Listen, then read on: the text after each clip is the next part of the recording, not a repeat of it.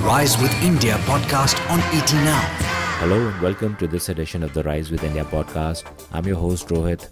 This morning we're staring at oil prices that are simmering at 7-year highs and a huge rout in tech shares world over, triggered by Facebook's outage that also wiped off $7 billion of personal net worth of Mark Zuckerberg.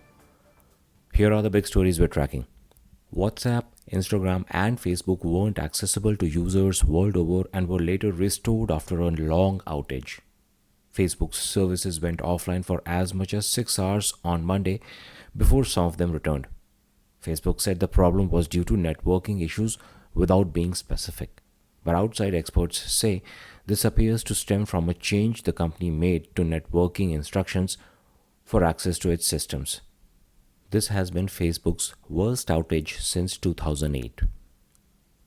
The government is assured of investigation of every Indian name appearing in the Pandora Papers, which alleges that many world leaders have secret offshore stores of wealth.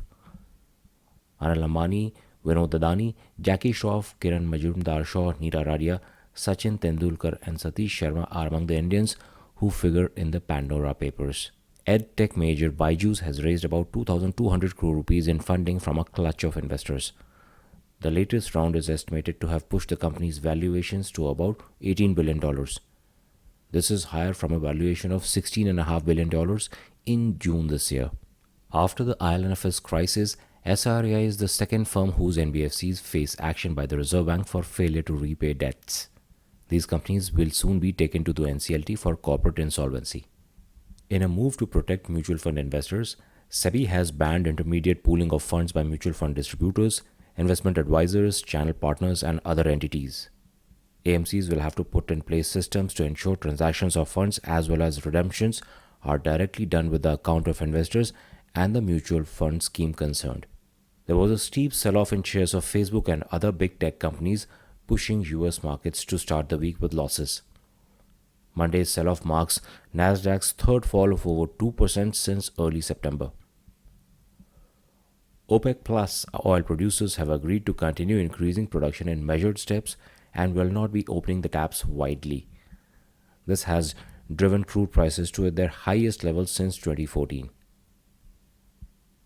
China's Evergrande will sell a half stake in its property management unit for more than $5 billion, according to Chinese media. Evergrande said it requested a trading halt pending an announcement about a major transaction. Back home, benchmark indices resumed the winning streak after 4 sessions of losses.